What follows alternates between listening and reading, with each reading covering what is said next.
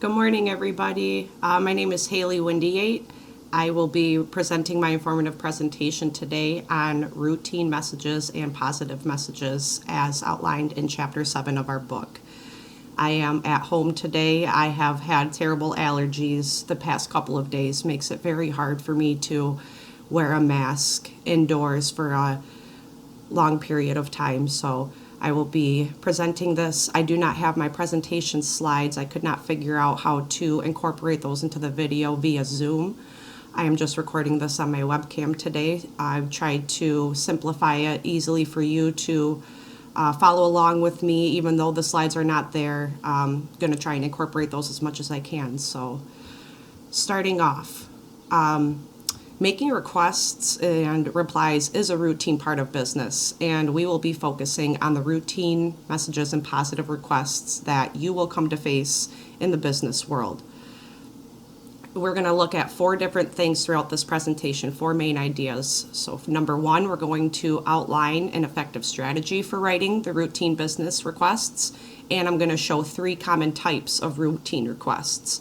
Then we're going to move into outlining a similar strategy for creating and replying to positive messages and showing 6 common types of routine replies and positive messages on this basis.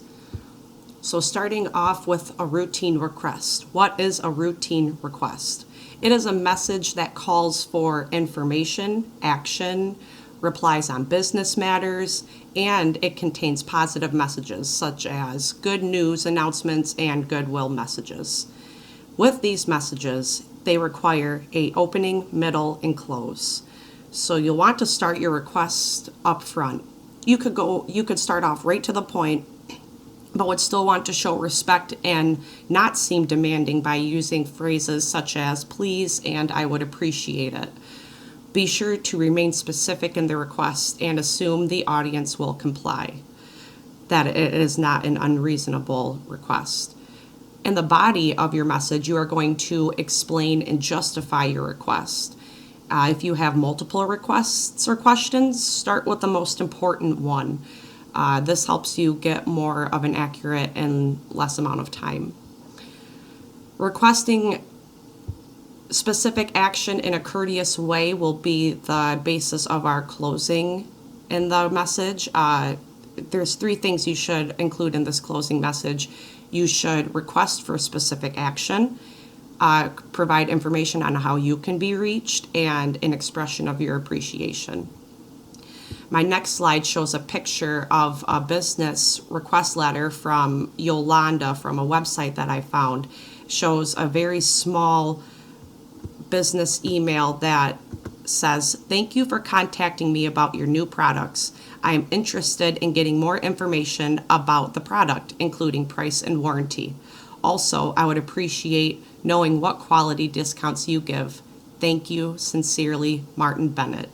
So in that example, he started off with his request right away, gave his contact information, and ended on a good closure, saying he would appreciate the feedback from the client. Sorry, that was Zelda.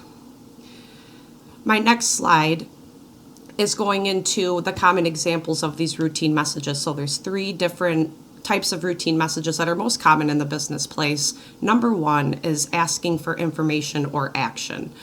Number 2 is asking for recommendations. You want to make sure that you always ask permission before using someone as a reference.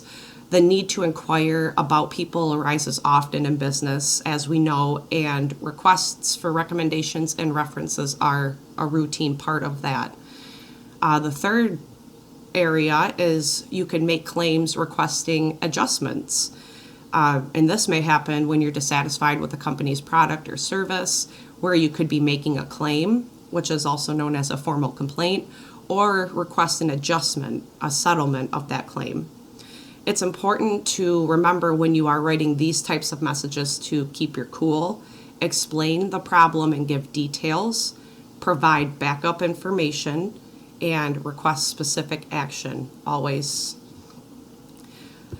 We are going to move now into our strategy for routine replies and positive messages. So we have been looking at how we request these messages. Now we can look at how we plan on replying to them.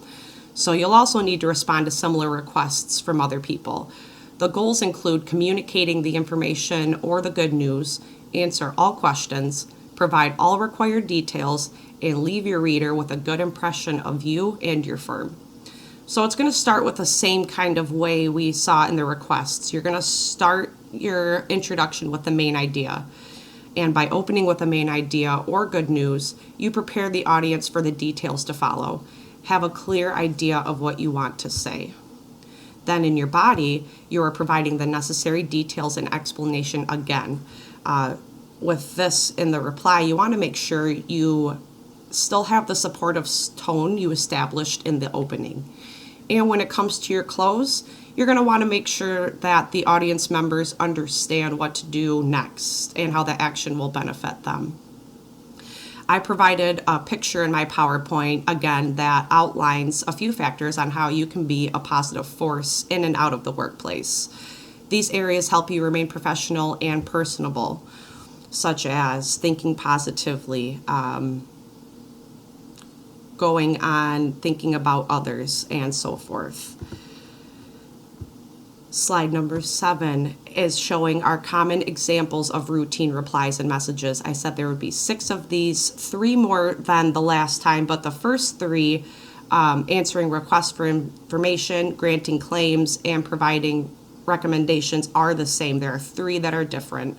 So when you're answering requests for information or action for a potential customer, look for subtle and respectful ways to encourage the decision in your favor. When you are granting claims for the adjustment, don't blame the colleagues by name. You don't want to make exaggerated, insincere apologies. You don't want to imply that the customer is at fault, and you don't want to promise more than you can deliver. But what you would want to do is acknowledge the customer or the complaint. You want to sympathize with the customer, assign personal responsibility either from yourself or from another member. Explain how you can plan to resolve the situation.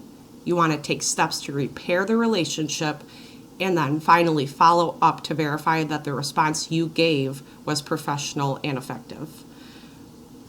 When we are talking about sharing routine information, it's as simple as project updates and other status notifications. You'll want to continue using this direct approach of open, body, close with your information in the context.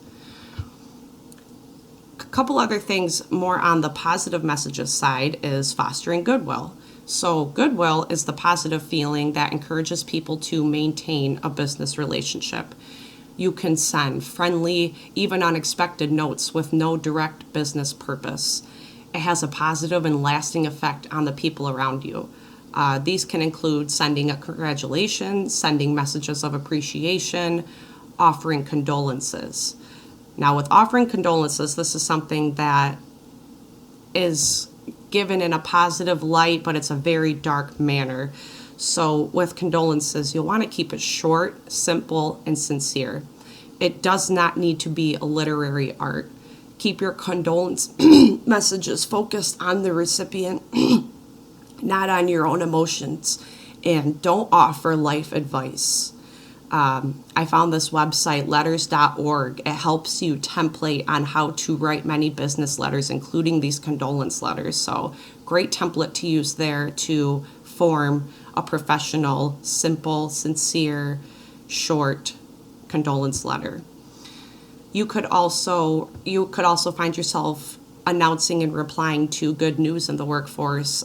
It is good business to spread the word about positive developments, such as opening a new facility, hiring a top executive, introducing new products or services, and sponsoring community events. You could also share external good news, which more look like press releases or news releases. It is a message, usually routine, designed to share information with the news media. And finally, we would reply to the recommendations and references.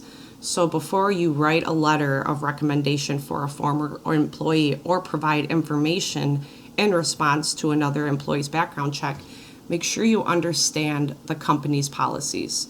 Your company may refuse to provide anything more than dates of employment and other basic details. So what we went over today briefly is 4 different things. We talked about the strategies in creating a business request. We looked at 3 different ways that we see these business requests in our organizations. Then we also looked at how we reply to those business messages, these routine and positive business messages, and 6 different areas that we see these messages in the most. I hope this presentation was helpful for you all. Hope you all have a great rest of your day. Thank you.